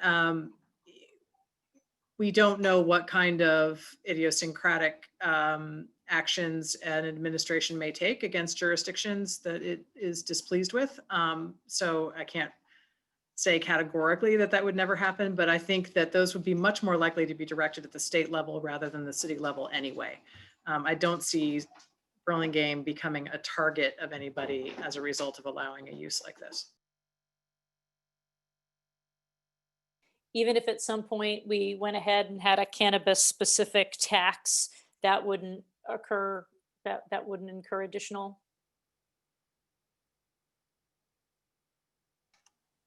No, because the thing that's illegal under federal law is about the behavior relating to possession and sale of the product itself. It's not related to the governmental functions of taxing or providing, general services to support in the way of, these businesses would need sidewalks and sewers and all the rest of that, like everybody else.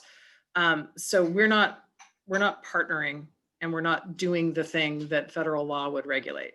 So there's no direct path there. Again, it's just a extreme edge case where somebody would take offense at this. But again, I think that the target for that would be the states, and there are many of them that allow this product, rather than individual cities. Yep. Okay, great. Thanks. Just felt the need to ask that question. With that, colleagues, if we have any specific questions for city staff, if not, let's, I think, move ahead to open the public comment period, and let's give some of the experts with us the opportunity to give a little bit of a presentation, so to educate ourselves. And the privilege of the chair, how about we give a maximum of 10 minutes at this point, and feel free to share with us your thoughts. And then if we have specific follow-up questions, we can pursue those as well. So who do we have with us tonight? You would have me, Rashad Johnson, here. Thank you so much for your time. Hello, Mr. Johnson. Thanks. I'll start the timer, and I mean no disrespect if you go beyond 10, but I'll just give you a 1 minute warning when we're at 9 minutes. Okay. That's no problem at all. I have a short blurb to kind of read you guys, and then I want to open it up for question and answer, because I've seen that that's usually the best process, because questions come up ad hoc. So I'm open to answering any questions possible. First, I'd like to start off. My name is Rashad Johnson. I'm the Senior Government Affairs Manager at Ease. Ease is a cannabis technology and delivery company. We have been operating since 2014 and have delivered cannabis products to thousands of customers and patients in Burlingame. Ease is a technology platform that supports the legal cannabis industry. We connect adult consumers with local licensed retailers for on-demand delivery of legal cannabis products. Just to kind of give you an idea of how we work, consumers go to ease.com to browse a menu of products and add items to their shopping cart. They're asked to upload their ID to prove they are over 21. Then they hit submit. That order is routed to the nearest retail partner. The order is fulfilled using their products and their W-2 employee drivers. Non-storefront retailers use our software to help them make the delivery as efficient as possible and to ensure the delivery is fully GPS tracked. Our storefront retail operations and partners have completed over 6.5 million deliveries using the Ease platform. It's been proven to be a great tool to combat the illicit market.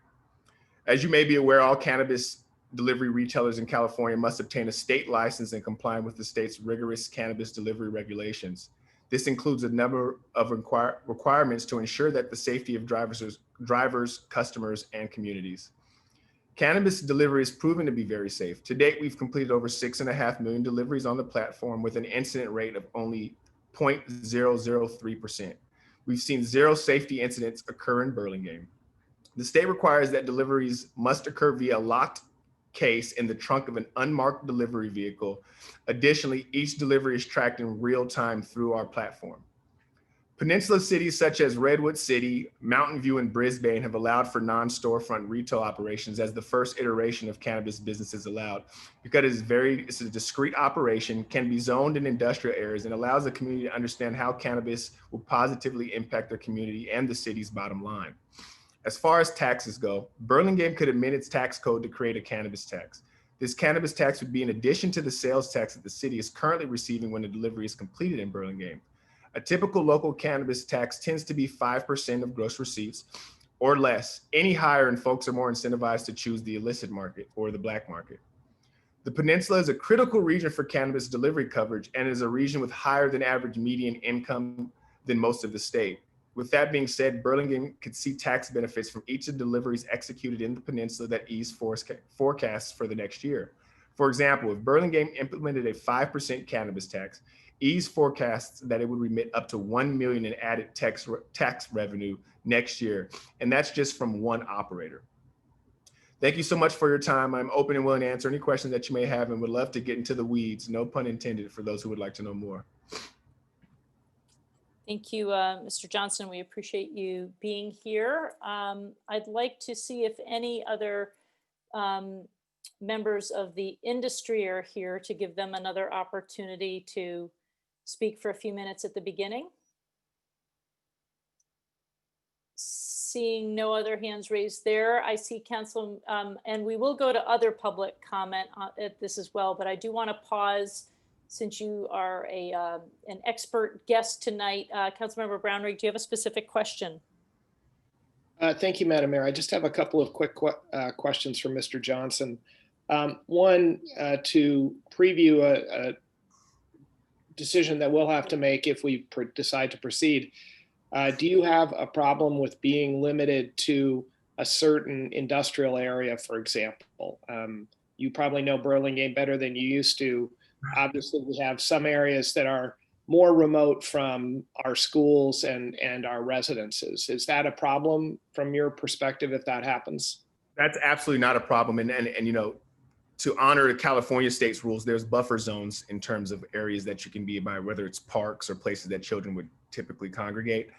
For us, being a non-storefront depot operation, industrial areas typically seem to be the best option. One, there's parking for delivery drivers, and more importantly, it's very discreet, and you wouldn't know if it was an auto sales, an auto repair shop, or some other, you know, typical industrial operation in those cities. Typically, the square footage that we would need to use is between 1,700 and 2,500 square feet, so nothing really large. And industrial zones are typically the places that we would like. One, because those areas typically have 24-hour security, in addition to the 24-hour security that we must have as an operator, but it's just very discreet and makes, you know, it's just a safe place to be. Thank you. Just one or maybe two other quick questions. At the moment, I mean, I think you said this, but I just want to be clear.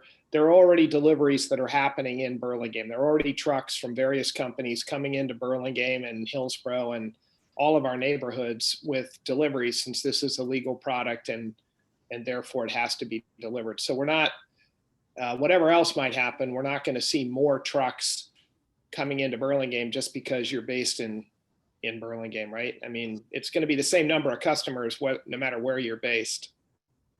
Well, so, you know, just to dive down, we typically use vehicles, just regular cars. You know, vans and trucks kind of draw too much attention, and we want our delivery drivers to be just as similar to a DoorDash delivery driver. We don't want people to know whether it's weed or a falafel, to be quite honest.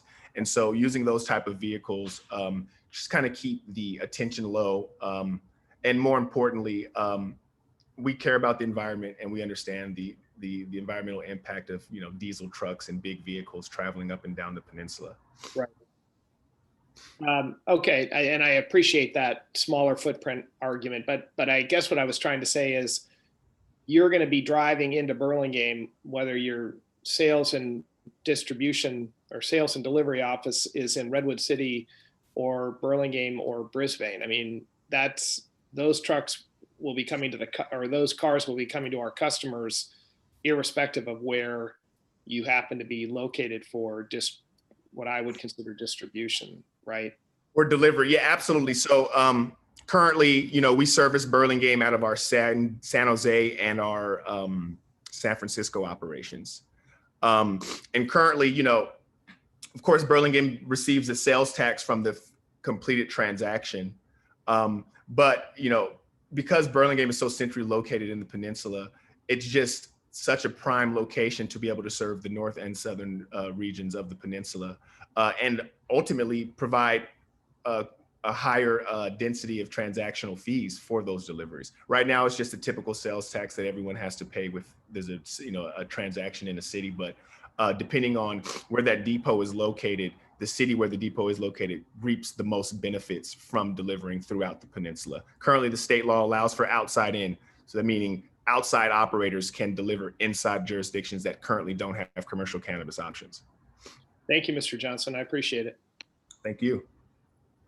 I see Councilmember Coulson has her hand up. Do you have some questions for Mr. Johnson? Yeah, just one quick one to Mr. Johnson. So how do you feel about sharing the road with other delivery services in Burlingame? So if we were to open this, obviously we would, you know, there would be a process, there would be an application, there'd be some way that we would have to either first come, first serve, or by lottery or whatever. There'd have to be some way to figure out how to open this up. And do you have a thought in a town like ours with, you know, say focusing on the Bayfront, sort of a number of operations such as yours that sort of makes sense. I'm suspecting we would want to probably cap it. Absolutely. I think, luckily the region already has a couple of cities that have done that. Mountain View has capped theirs at 3 non-storefront operations, while Redwood City has capped theirs at 6 non-storefront, and they passed that, I think, 2 years back. And because things have gone so well with their non-storefront options, they're now allowing for storefront operations. But what I've seen is that non-storefront allows the community to get more comfortable. It gets them the opportunity to kind of acknowledge and oversee exactly what cannabis means to that community. And typically, it seems to be going very well from the bottom line perspective of the city, as well as the community members who want timely, efficient access to cannabis now that it's legal at the state. Do you have an idea of how many deliveries you're doing out of your San Jose and San Francisco just to Burlingame alone, say? Sure. I would say that we have done, last year we did 11,000 deliveries in the city of Burlingame. The peninsula as a whole, say if we had a depot in Burlingame, we would be serving 250,000 peninsula residents. So you would get transactional fees for 250,000 transactions throughout the peninsula just because we're serving those peninsula locations out of Burlingame.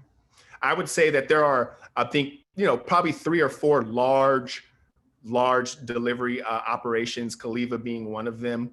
And I know for a fact that in the industry as a whole, the peninsula, because of its high medium income, is a place that a lot of operators would love to be. Not to mention Redwood City is very amenable to innovative businesses just because of its proximity to Silicon Valley and things like that.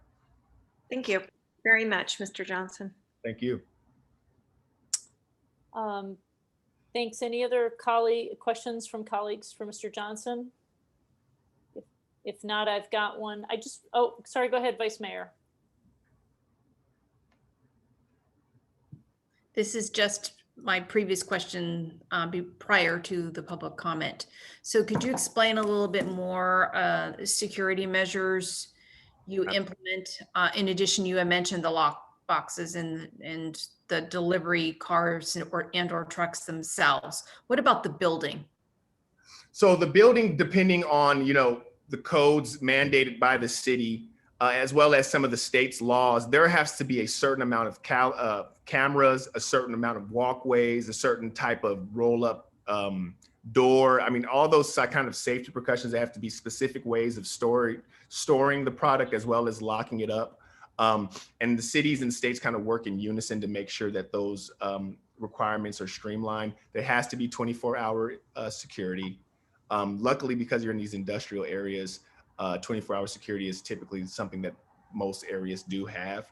But more importantly, cameras and visibility is extremely important for city zoning officials and city planners. And so with that, we would love to, we would definitely focus on what California wants, but as well as the city to make sure that everything is monitored to the comfort of that city leader.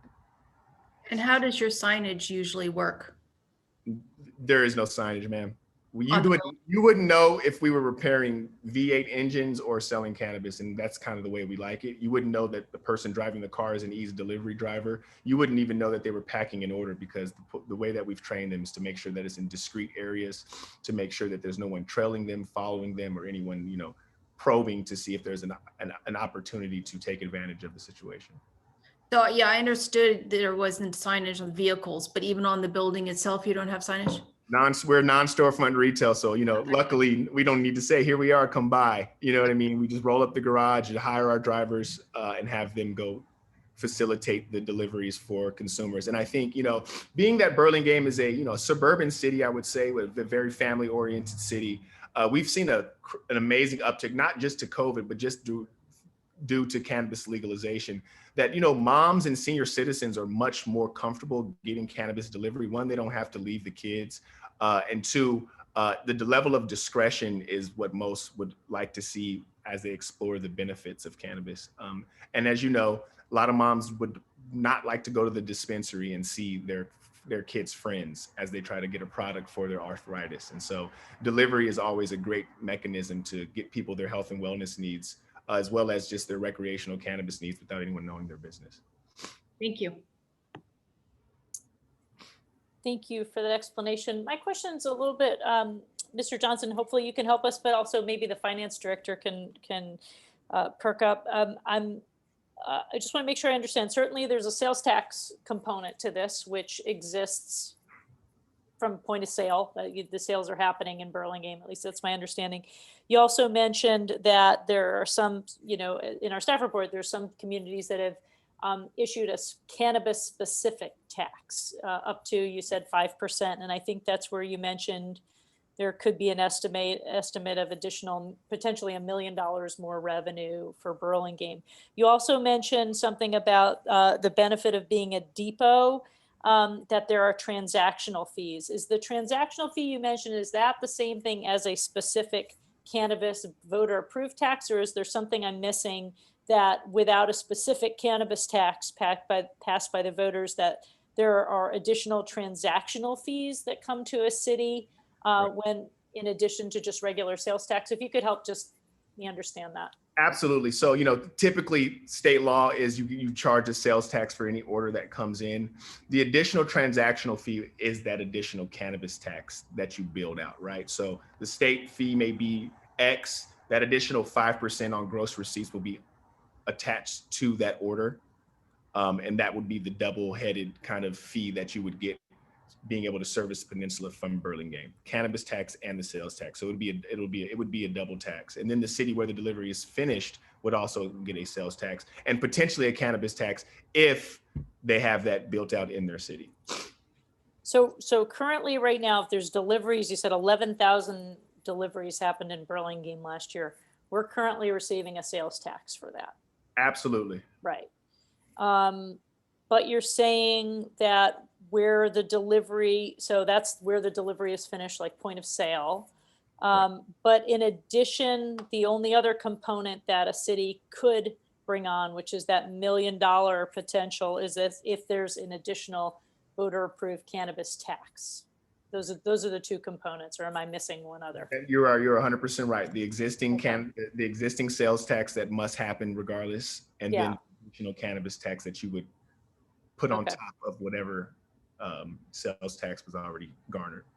And of the cities that allow the sales and delivery operation, you mentioned, we've heard Brisbane out there, Redwood City, Mountain View.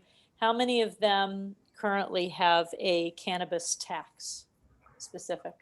I believe all of them. All of them. Redwood City, Brisbane. I think Brisbane's maybe like 6 or 7%. But all of those cities have established a cannabis tax to support their enforcement, right? As well as just making sure that, people are paying what they owe in terms of operating in those cities. The cities should definitely see a benefit from those operations and not just a minute sales tax, being that they're helping facilitating their business through the regulations and things like that. Okay. So thank you for taking our questions during this public hearing. It's helpful. At this point, I'm going to continue the public comment period to see if there's other members of the public who would like to participate in this conversation and have some opinions. So with that, Madam City Clerk, do we have anybody who wrote in from public comment, or do we have any members of the public that you are aware of who would like to speak? We actually don't have any public comment on this item, and there's no one on the phone, nor is anyone's hand up. Okay, thank you. Members of the public, if you've just joined us or you didn't hear the earlier instructions, you can dial *9 if you've called in on your telephone, or you can go to the participant window and find the raise hand feature. Or you can email publiccomment@burlingame.org. And I don't see any other I saw one hand go up from Edith Cabosley, but I don't know if that was purposeful. It was very brief. So Edith, if you wanted to speak, now would be your chance to unmute yourself.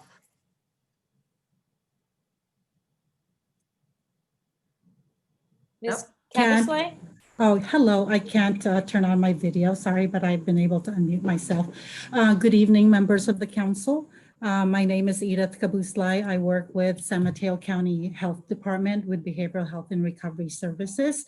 I'm really only here this evening to see the interest level of the council members, but I did want to bring to your attention that during the past year, our department conducted an assessment of cannabis delivery organizations that deliver to San Mateo County to see how members of the public are able to access cannabis products primarily online.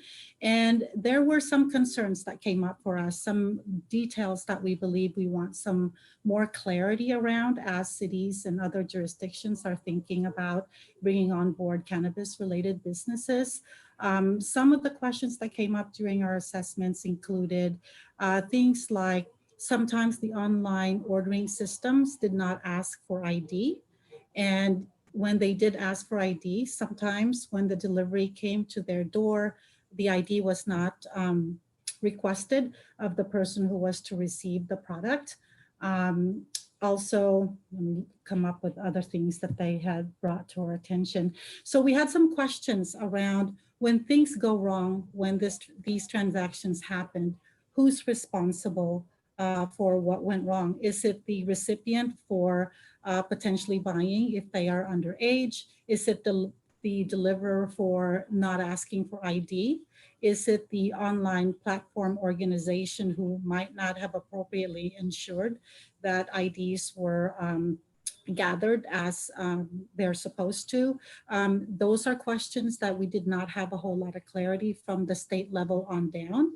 And those are things that we just wanted to make sure jurisdictions are cautioned about until we have the answers to those. We continue to caution jurisdictions as they think about these businesses. Thank you. Do you guys mind if I jump in on that? Just a moment. Thank you. We very much appreciate your input and flagging that, Ms. Cabose. Those are important things for us to consider as we're certainly not making any official decisions tonight, but as we continue to study this. I'm going to see if there's other members of the public who wish to speak on this item. Okay, if not, you can unmute yourself right now, and then we'll give Mr. Johnson one more opportunity in just a moment. Mr. Johnson, if you could kind of, if you have any final closing comments before we close public hearing, just kind of summarize pretty quick, that would be great. Absolutely. Thank you so much for the time. Back to Edith's comments. Those are very good questions, and those are the kind of the questions that communities need to have answered in order to feel comfortable with cannabis. I would say from the ease perspective, over our 6.5 million deliveries, we've never provided anybody with cannabis that was underage. You can't even see the product that we're delivering to you until you've proven your ID and we scan that and you sign that you are the person that is ordering it. I would say that if an operator was to give somebody underage cannabis, that would be the operator's fault. They had not done their due diligence. They had not done the cross-checking to make sure that the person that ordered is the person receiving the product. And those are definitely concerns that I understand. Just from my institutional knowledge on delivery and kind of how we operate, the pinnacle of our delivery is making sure that the identity of the person ordering is the person receiving it. And so those that aren't doing that are definitely not compliant, and I would imagine at some point would get flagged by the city or the state in terms of their lack of compliance and their lack of safety concern. Thank you, Mr. Johnson. All right, with that, I don't believe we have any other, I'll check with the city clerk, any other written comments? If not, we'll close public comment period. We do not. All right, thank you. We're closing public comment and we'll move into a deliberation period where, again, we're not making law tonight. We are discussing whether or not to consider staff moving forward and considering amending the municipal code to allow a sales and delivery operation of cannabis. So colleagues, I see Councilmember Ortiz has his hand up. Go ahead. Thank you, Madam Mayor. I just remember a few years ago when this came up before us, I was very adamant that I was opposed to any kind of cannabis sales in town. I think we need to stay with the times, and I think that we need to move on and begin to explore this. So I'm in favor of moving forward, but we need to hash out the details. And yeah, pun intended. So to me, I think that, again, to me, it would be really important that it would be non-retail, like we have been discussing tonight. We would restrict the location to some of our industrial areas And then we need to talk about the tax beyond the regular sales tax, what we need to collect. But in general, I'm in favor of moving forward and exploring this. So that's my thing. Thank you, Councilmember Ortiz. You know, before we have additional comment, I just want to give the Chief of Police, is Chief Matucci with us tonight? If you have any thoughts on this you'd like to share with colleagues. Yeah, I just, you talked about a further study of other agencies and crime statistics. And although I don't have anything official as far as crime statistics or any hard numbers for you, we did reach out to some of the cities in the county that do have similar businesses in their town, distribution centers, and they don't report any real problems as far as with crime or that any problems that these centers create. I'm interested in making sure that the distribution center has the proper camera system, alarm system, secure the product when the businesses are closed. And I'm curious to know about the 24-hour security requirement. Mr. Johnson mentions that they have it, but is that just is it an on-site security, or would you be hiring a roving patrol that also patrols other areas and in that area of the city and goes by your business on a rotational thing? Yep. Well, that's something we can definitely explore in a in our future study session. But that's comforting to know, Chief, that you there's not a huge red flag. No, not at all at this point. Okay. Thanks for those comments. Councilmember Brownrigg, you have your hand up. Go ahead. Thank you, Madam Mayor. I'll be brief, but I appreciate, first of all, the mayor and the city manager and staff for that matter, moving issue forward on the agenda, in a pretty prompt manner. To me, the citizens in our city who are buying cannabis are getting cannabis. It's being delivered. So that's not really the question before us. The question before us is whether we should permit delivery from a central location in Burlingame to the entire peninsula. To me, that seems this is a legal product, no matter what one might think of it. And so to me, that strikes me as in keeping with the heritage of Burlingame's industries. We have a lot of airport business because we're near the airport. We have a lot of logistics and other shipping types of enterprises here in Burlingame. And I think I would be in favor of this anyway, but frankly, in an era of COVID and declining revenues, to have a new revenue source also strikes me as important. So thank you, Madam Mayor, for bringing this forward. And I would recommend that we move forward with some alacrity because, if I were Ease, I would be looking at various options. And if we think it's a good idea, we should act. So that's my 2 cents. Thank you. Thank you, Councilmember Brownrigg. So we heard from Councilmember Ortiz and Brownrigg. I see the Vice Mayor has her hand up. Go ahead. I'm willing to have staff do more research and come back to us at a later date. I also, if Chief Matucci has any questions and or concerns, I would like that also relayed to the staff so that research can be done. Also, security is one of my biggest issues. And so whatever information, Mr. Johnson, that you can provide us in regards to safety measures that have been implemented in the multiple cities that have this ordinance, that would be greatly appreciated. And if there's any crime statistics out there, I would also appreciate that too. Thank you, Vice Mayor O'Brien. Councilmember Coulson, any closing comments or thoughts? Thank you for Madam Mayor for bringing this forward. I too appreciate it.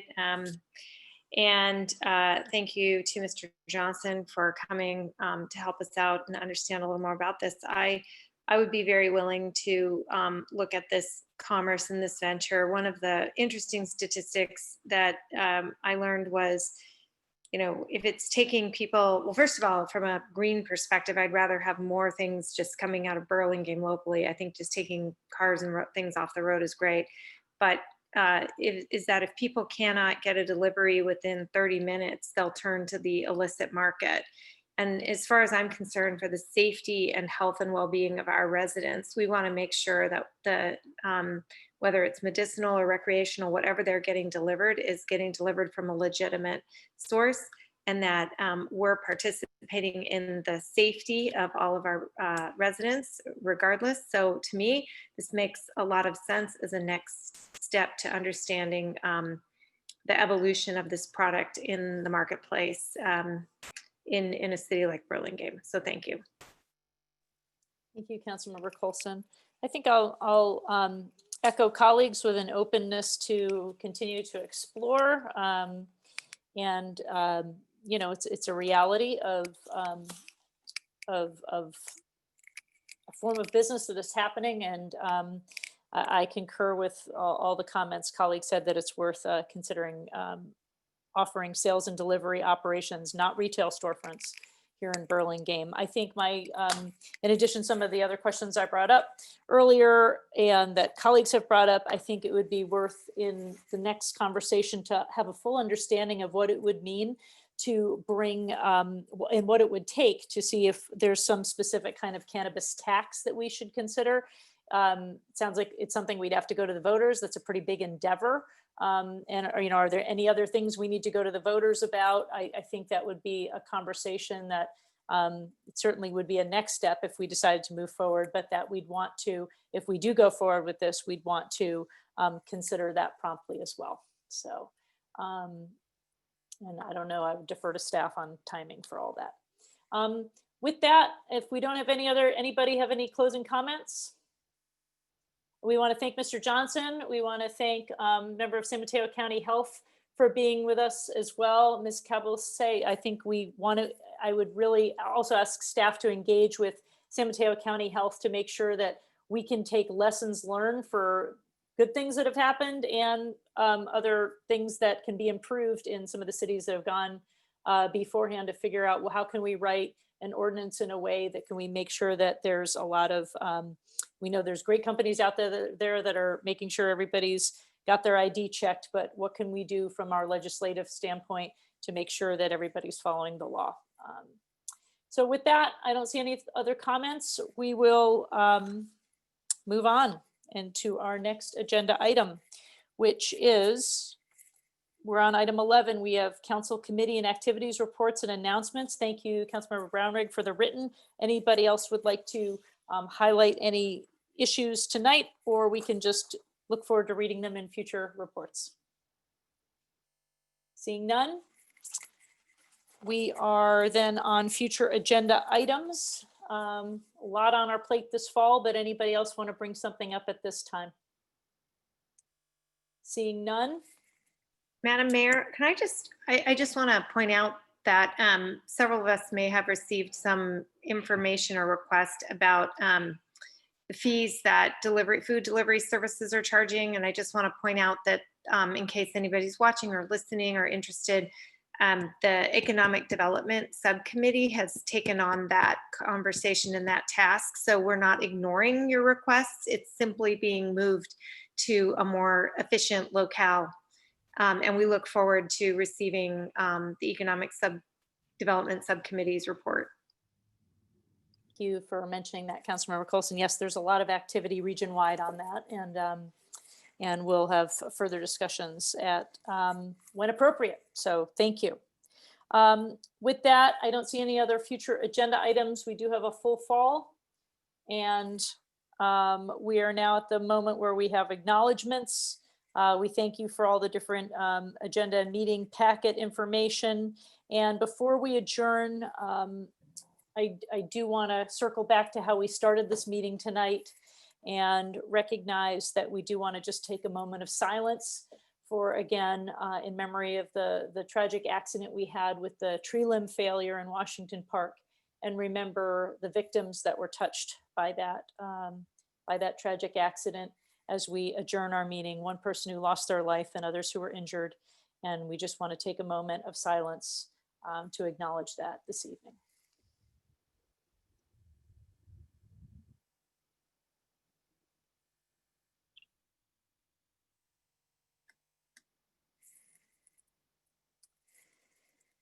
With that, I wish everybody a safe and a healthy week ahead. Thanks for a productive meeting, and we will adjourn tonight at 9:03 p.m. Take care, everybody.